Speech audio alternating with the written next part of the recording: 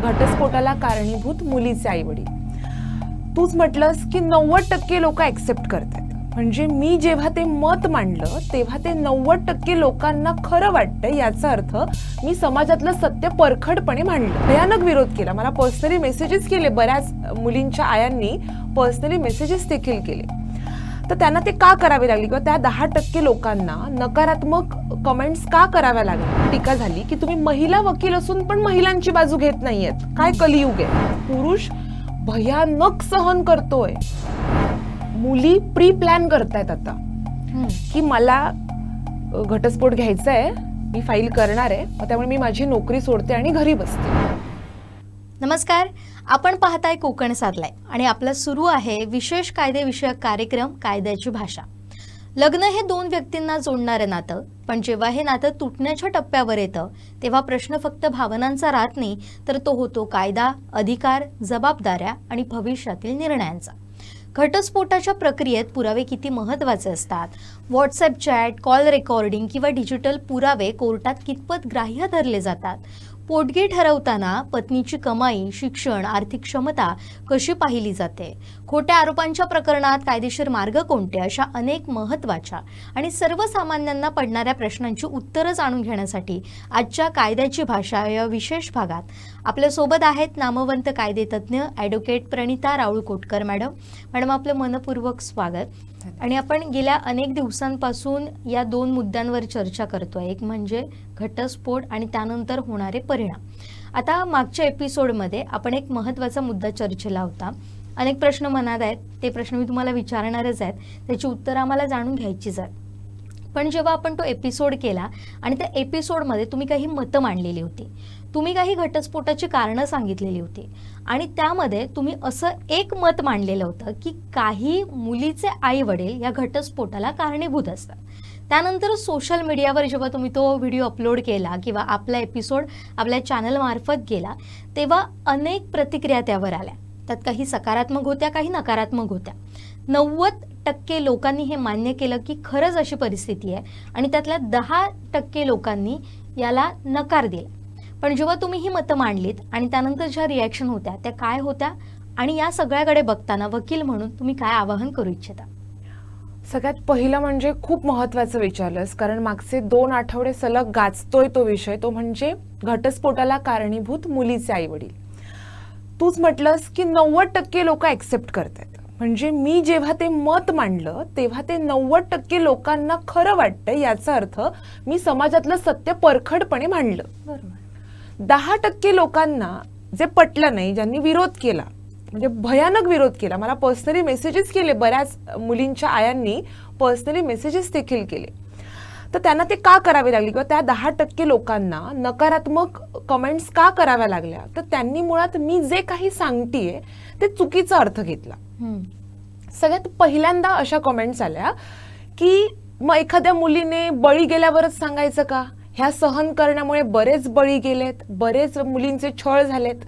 पण तू जर का माझं बोलणं ऐकलं असशील, मी जे वक्तव्य केलं की टोकाचं जर काही झालं तर तुम्ही सांगा. आता टोकाचं ह्याचा अर्थ काय, तर मी तो एक्सप्लेन करते, जो सगळ्यांना एक्सप्लेन करणं गरजेचं आहे.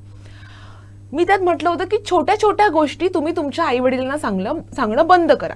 म्हणजे सकाळी उठल्यापासून रात्री झोपेपर्यंत काय झालं हे खरंच सांगणं गरजेचं आहे का? भलेही मुलगी तुमची एकुलती एक आहे, पण सकाळी माझ्या नवऱ्याने मला मग पाणीच नाही दिलं, मग मी झोपले असताना फॅनच बंद केला नाही, मला सासूने मग भांडीच घासायला लावली, ह्या ज्या कंप्लेंट्स आहेत त्या बऱ्याच मुली आपल्या आईला करतायत. आणि त्यातल्या 50% आया हे लिटरली चुकीचे सल्ले देत आहेत की मग तुझी सासू अशी वागते ना, मग तू असं वाग, तुझा नवरा असा वागतो ना, मग तू असं वाग, तुला त्रास होतोय का, तर माहेरी निघून ये. अरे, संसार टिकणार कसे? आणि मी त्यात कुठेही असं म्हटलं नाही की तुमचा छळ होतोय, तुम्हाला शिवीगाळी होतीये, तुम्हाला जर वागणूक चुकीची मिळतीये, तुमच्यावर अत्याचार होतोय, तुम्ही सांगू नका. ते तुम्ही सांगितलंच पाहिजे, कारण तुमचे आईवडील हक्काचे आहेत आणि ते तुम्ही ते सहन करूच नका, म्हणून हे वकील म्हणून मी सांगते. माझ्या ऑफिसला एक अशी माझ्यावर टीका झाली की तुम्ही महिला वकील असून पण महिलांची बाजू घेत नाहीयेत. काय कलियुग आहे, अशी एक कमेंट आली. मला त्यांना हे सांगायचंय की आम्ही वकील महिला आहोत की पुरुष ह्यावर डिपेंड नाहीये. आता माझ्या ऑफिसला बऱ्याच महिला क्लायंट आहेत, त्यांची बाजू मी तेवढी स्ट्रॉंगली मांडते, पण जे पुरुष क्लायंट आहेत त्यांचे पण मी बाजू मांडणारच ना, कारण समाजाचं चित्रच आपण उलटं करून टाकलं. आज पुरुष भयानक सहन करतोय, म्हणजे एक लेवल क्रॉस झालेली आहे. आणि त्यामुळे जर मी वक्तव्य करते तर मी ते पूर्ण जबाबदारीने म्हणते की हो, मुलीच्या आई वडिलांमुळे, मुलीच्या भावांमुळे, मुलीच्या बहिणींमुळे आज बरेच संसार तुटतायत. संसार टिकवण्यासाठी प्रयत्नच केला जात नाहीये, जो करणं गरजेचं आहे. म्हणजे थोडक्यात ही परिस्थिती आहे जी तुम्ही मांडली आणि त्यावर नकारात्मक सकारात्मक ह्या प्रतिक्रिया आल्या, पण 90% लोकांनी मात्र हे मान्य Yes. केलं ही खरीच अशी परिस्थिती आहे आणि याला कारणीभूत ह्या गोष्टी आहेत त्या खरं तर ॲक्सेप्ट केल्या. मात्र आपण सातत्यानं प्रयत्न करतोय की जी योग्य माहिती आहे ती लोकांपर्यंत पोचायला हवी. जे समाजात घडतंय, जी आजची परिस्थिती आहे ते आम्ही पुढे आणण्याचा प्रयत्न करतोय आणि त्यासाठी तुम्ही ज्या परखड पद्धतीनं तुमचं मत मांडलं, ठामपणे मांडलं, त्यासाठी आधी तुमचं कौतुक या माध्यमातनं. आता आपण आपल्या मुख्य प्रश्नांकडे येऊया. अनेक प्रश्न लोकांच्या मनात आहेत. त्यातला एक महत्त्वाचा आणि मुख्य प्रश्न असा असतो की बऱ्याचदा काय होतं, आता मोबाईलचा जमाना आहे, यामुळे अनेक पुरावे हे डिजिटली अवेलेबल असतात. पण आता जर नवऱ्याचं बाहेर अफेअर आहे किंवा त्याचे काही डिजिटली ते पुरावे त्याच्या मोबाईलमध्ये आहेत, म्हणजे जसं की व्हॉट्सअप चॅट्स असतील किंवा आणि काही गोष्टी असतील, पण जर पत्नीने त्याची परवानगी न घेता ते व्हॉट्सअपच्या चॅट चोरीने आपल्याकडे घेतले किंवा स्पाय ॲपचा वापर करून ते जर घेतले आणि कोर्टामध्ये सादर केले किंवा काही कॉल रेकॉर्ड सादर केले किंवा काही व्हिडिओज गुपचूप काढून ते कोर्टासमोर सादर केले, तर त्या गोष्टी पुरावे म्हणून कोर्टात ॲक्सेप्ट केले जातात का? आणि त्यानंतर हा पत्नीवर फसवणुकीचा गुन्हा सुद्धा दाखल होऊ शकतो का? अगदी सविस्तरपणे याबद्दल जाणून घ्यायचं आहे. येस जुईली, तू आजच्या जगातला खूप मोठा ट्रॅप विचारलायस मला. ॲक्च्युली आपल्या सर्वोच्च न्यायालयाचे एक पुट्टास्वामी म्हणून एक सुंदर जजमेंट आहे, त्याच्यामध्ये राईट टू प्रायव्हसी एक्सप्लेन केलेली आहे. तर त्याच्या अंतर्गत हा गुन्हाच आहे. एखाद्याच्या मोबाईल हॅक करणं, मग ती बायको का असेना किंवा नवरा का असेना, एकमेकांचे मोबाईल एकमेकांच्या परवानगीच्या विरुद्ध वापरणं हे देखील गुन्हाच आहे. पण फॅमिली कोर्ट काय म्हणतं की जर क्रूरता तुम्हाला सिद्ध करायची, तुमच्या शरीरावर, तुमच्या मनावर जी काही क्रुएल्टी होतीये ती तुम्हाला सिद्ध करायची आहे, किंवा त्याचा व्यभिचार, म्हणजे मागच्या वेळी आपण एक्सप्लेन केलं की अडल्ट्री काय असते, जर नवऱ्याचं दुसऱ्या बाईसोबत काहीतरी अफेअर आहे किंवा एखाद्या बायकोचं दुसऱ्या पुरुषासोबत अफेअर आहे, मग तो खूप मोठा इव्हिडन्स आहे जो फॅमिली कोर्ट एक्सेप्ट करतं. पण मी प्रॅक्टिकली सल्ला द्यायचा झाल्यास मी असाच देईन की जर तुम्हाला ते हवंय तर तुम्ही ते कायदेशीर मार्गाने घ्या, मग तुम्ही कोर्टाच्या परवानगीने ते तुम्ही मिळवू शकता. कारण तुम्ही एखाद्याची राईट टू प्रायव्हसी ब्रेक करता, याचा अर्थ तुमच्यावर आज ना उद्या गुन्हा दाखल हा होणारच आहे आणि हा फॅक्ट. बरोबर. पण नेमकं आता जर तो गुन्हा सिद्ध झाला पत्नीवर, म्हणजे तिने चोरी केली, आता आपण चोरीच म्हणूया त्याला, तिने चॅटशी चोरी केली किंवा असे काही पुरावे गोळा करताना तिच्याकडून अशा चुका घडल्या, तर नेमका कुठला गुन्हा दाखल होऊ शकतो त्याबद्दल काय सांगाल? सगळ्यात पहिल्यांदा राईट टू प्रायव्हसी ब्रेक केली आहे, म्हणजे त्याने फर्स्ट गोपनीयतेचा भंग केलाय. दुसरं म्हणजे नवऱ्याची फसवणूक केली आहे. तिसरं म्हणजे बदनामी नवऱ्याची करण्याचा प्रयत्न केलाय. त्या व्हॉट एव्हर जे काही फोटोज असतील, जे काही त्याचं जे पर्सनल स्पेस आहे ती त्याने किंवा तिने जर समजा ओपनली, म्हणजे कोर्टचे पेपर्स हे पब्लिक डॉक्युमेंट आहेत, मग ते सगळेच बघणार, मग अशा वेळी त्याच्या गोपनीयतेचा भंग होऊन कुठेतरी त्याची मानहानी होते, मग तिच्यावर मानहानीचा गुन्हा दाखल होऊ शकतो. फौजदारी देखील तिच्यावर केसेस दाखल होऊ शकतात. म्हणजे हा गुन्हा ठरू शकतो आणि त्या अंतर्गत शिक्षा सुद्धा होऊ शकते. आता दुसरा प्रश्न असा असतो, समजा आता एखादी पत्नी असेल, ती नोकरी करतीये, पण पोटगीचा जेव्हा विषय येतो आणि पोटगी मिळवण्यासाठी ती अचानक आपली नोकरी सोडते आणि कोर्टमध्ये हे सांगते की मी बेरोजगार आहे, मला पोटगी मिळणं आवश्यक आहे, अशी आर्ग्युमेंट सुरू आहे. मात्र हे नवऱ्याला कुठेतरी पोटगी मिळवण्यासाठी उगारलेलं हे शस्त्र किंवा त्याचा केलेला वापर असू शकतो. मग अशा वेळी नवऱ्याकडे काय पुरावे राहतात किंवा नवरा या विरोधात कशा पद्धतीने ही केस लढू शकतो त्याबद्दल काय सांगाल? हे सर्रास केलं जाते. हम्म. म्हणजे मुली प्री प्लॅन करतायत आता हम्म. की मला घटस्फोट घ्यायचा आहे, मी फाईल करणार आहे, मग त्यामुळे मी माझी नोकरी सोडते आणि घरी बसते. हम्म. परंतु अशा नवऱ्यांना मी सांगेन की तुमच्याकडे एक स्ट्रॉंग एव्हिडन्स तयार असणं गरजेचं आहे की ती नोकरी सोडायच्या आधी तिचे बँक स्टेटमेंटचे डिटेल्स, तिचे IT रिटर्न्सचे डिटेल्स, तिचं लिंक्डइन अकाउंट असेल तर त्याचे प्रोफाईलचे फोटोज. चौथी महत्त्वाची गोष्ट म्हणजे तिचं जे शिक्षण आहे त्या शिक्षणासंदर्भातले पुरावे की ही सक्षम आहे किंवा ही सक्षम कमवायला. होती. हम्म. केवळ आणि केवळ हिने पैसे उकळण्यासाठी माझ्याकडनं आपला जॉब सोडला, हे नवऱ्याच्या वकिलाने सिद्ध करणं गरजेचं असतं. मग ते जर सिद्ध झालं कोर्टासमोर की हिने फक्त आणि फक्त पैसे उकळण्यासाठी आपला जॉब सोडलेला आहे, तर तिला पोटगी मिळत नाही. हे फार महत्त्वाचं असतं, कारण आज सर्रास अशा पद्धतीच्या केसेस आपल्या समोरही आलेल्या आहेत आणि हा कायमच लोकांच्या मनात प्रश्न असतो. जर तुम्ही पोटगी म्हणून एक साठा किंवा एक पैसे त्या पत्नीला देत असतात, पण अशा वेळी पुरुषांची किंवा नवऱ्याची त्या गोची होत असते, त्याला कुठेतरी आर्थिक आपल्या या सगळ्याला सामोरं जावं लागतं. त्यामुळे हा मुद्दा अतिशय महत्त्वाचा होता.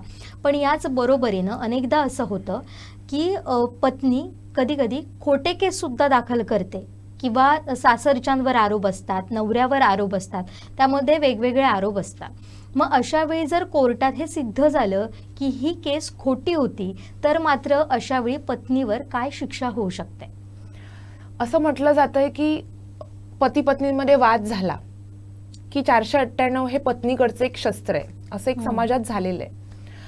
तर एवढं लक्षात घ्या, जर अशा केसेस जर का डिस्क्लोज झाल्या म्हणजे पुढे जाऊन तो नवरा त्याची फॅमिली ह्या केसमधून निर्दोष सुटली, तर ते परत तिच्यावर केस करू शकतात. का तर आम्हाला खोट्या केसमध्ये अडकवलं, आम्हाला शारीरिक, मानसिक, आर्थिक त्रास झालेला आहे, तर तिला 5 वर्षापर्यंतची देखील शिक्षा होऊ शकते. म्हणजे 5 वर्षापर्यंत जेल आणि दंड देखील तिला होऊ शकतो जर तिने खोटी केस दाखल केली असेल 498ची ची तर. त्यानंतर आणखीन एक मुद्दा येतो, तो म्हणजे मुलांच्या ताब्याचा. आता कोर्टानं सुनावलेला आहे किंवा आपला निर्णय दिलेला आहे की आता मुलांचा ताबा हा आईकडे जाणार आहे. पण बऱ्याचदा असं होतं की त्या पाल्याला आपल्या वडिलांकडे राहायचं असेल आणि त्याची ती इच्छा असेल, मात्र आई कुठेतरी त्याच्यावर दबाव टाकत असेल किंवा ती काहीतरी ब्लॅकमेल करत असेल किंवा काही धमकी देत असेल आणि मुलाचा ताबा आपल्याकडे ठेवण्यासाठी प्रयत्न करत असेल किंवा वडिलांबद्दल काही चुकीच्या गोष्टी पेरून, जसं आपण म्हणतो की मनात विष कालवलं जातं, अशा काही जर घटना त्या आईकडून, त्या पत्नीकडून जर घडल्यात, मात्र मुलाला आपल्या वडिलांकडे जायचं असेल, तर ती मानसिकता त्या मुलाची फार गोंधळून गेलेली असते. अशा वेळी या सगळ्या गोष्टींवर कोर्ट कशा पद्धतीनं मात करू शकतो किंवा कसा सुवर्णमध्य काढू शकतो? ओके, आम्ही तू जे म्हटलंस की आईने जर मुलाचं मन वडिलांविरोधात भडकवलेलं असेल, तर आम्ही त्याला म्हणतो की तो एक पेरेंटल सिंड्रोम तिने तयार केलेला आहे त्याच्या मनात. मग अशा वेळी नवरा काय करू शकतो, तर नवरा चाइल्ड सायकोलॉजिस्टसाठी अर्ज करू शकतो मेहरबान कोर्टाकडे. मग तो चाइल्ड सायकोलॉजिस्ट त्या मुलाला, म्हणजे त्या मुलाशी प्रश्नोत्तरं घेतो किंवा त्याला एक सेशन करतो आणि मग त्यातून जर का सिद्ध झालं की खरोखरच ह्या मुलाचं मन त्याच्या आईने वडिलांबद्दल नको नको ते भरून दूषित केलेलं आहे, तर अशा वेळी तसा रिपोर्ट तो चाइल्ड सायकोलॉजिस्ट जो आहे तो मेहरबान कोर्टाला सबमिट करतो. आणि मग मेहरबान कोर्टाला जर का पटलं तर त्या मुलाचा ताबा हा वडिलांकडे दिला जाऊ शकतो. आता पती आणि पत्नीमध्ये सेटलमेंटची केस आहे आणि पोटगीचा जेव्हा विषय येतो आणि अचानक असं होतं की लाखो रुपये एका वेळी त्या पत्नीच्या हातात दिले जातात किंवा ती पोटगीची तिला रक्कम मिळते, मात्र अचानक अशी परिस्थिती येते की ती तिला मान्यच होत नाही. अनेकदा ती कोर्टमध्ये येण्यासच नकार देते आणि हा सगळा कुठेतरी गोंधळ होतो आणि अशा वेळी नवऱ्याची फसवणूक होण्याची सुद्धा शक्यता असते. तर याबाबत तुमची मतं काय आहेत आणि ही फसवणूक होऊ नये म्हणून काय काळजी नवऱ्यांनी अशा वेळी घ्यावी? आता हे भरपूर प्रमाणात व्हायला लागले, पण आता मला सगळ्यांना हे सांगायचं आहे की जर का तुमचं म्युच्युअल कन्सेंटने डिवोर्स होतोय आणि त्याच्यामध्ये टर्म्स अँड कंडिशन्स ठरलेले आहेत की बाबा for example one time settlement ही बाबा 3 लाखाची आहे किंवा 5 लाखाची आहे, 10 लाखाची आहे, वन टाइम सेटलमेंट. मग अशा वेळी ती तुम्ही रक्कम डिवोर्स फाईल करायच्या आधीच, जेव्हा तुम्ही आता म्हणजे ह्या पूर्वीपासून जसं तुम्ही द्यायचात तर तसं तुम्ही आता देऊ नका. म्युच्युअल कन्सेंटने जरी डिवोर्स फाईल केला तरी पिटिशन फाईल करत असताना तुम्ही इन्स्टॉलेशन्स ठरवा. फॉर एक्झाम्पल आपण 3 लाखाचंच धरूया. मग 1 लाख रुपीज जे आहेत ते तुम्ही पिटिशन फाईल करताना द्या. आफ्टर दॅट 1 लाख रुपीज जे आहे ते तुमचा मिडिएशनचा रिपोर्ट येणार, तुम्ही जेव्हा कुलिंग ऑफ पिरियडसाठी ॲप्लिकेशन पुटअप करणार तेव्हा द्या. आणि थर्ड जे इन्स्टॉलेशन आहे ते ज्या दिवशी तुमचं मेहरबान कोर्ट डिक्री पास करणार आहे, म्हणजे ॲफिडेव्हिट तुम्ही ज्या दिवशी फाईल करणार आहात कोर्टासमोर ओथ घेऊन, तेव्हा तुम्ही ते थर्ड इन्स्टॉलेशन द्या. जेणेकरून, आणि ते बरं, ते इन्स्टॉलेशन देत असताना तुम्ही तिला कॅश स्वरूपात देऊ नका. ते तुम्ही डीडी, डिमांड ड्राफ्ट कोर्टामार्फत तुम्ही तो तिला सुपूर्द करायचा आहे. म्हणजे जेणेकरून समजा तुम्ही 1 हप्ता दिलात आणि ती जर समजा म्हटली की नाही आता मला यायचंच नाहीये कोर्टात, तर ॲटलिस्ट तो तुम्ही हप्ता रिकव्हर तरी तिच्याकडनं करू शकता, कारण तो मेहरबान कोर्टाच्या इव्हिडन्सला जोडलेला आहे की ह्या नवऱ्याने ह्या बायकोला एवढे पैसे दिलेले आहेत.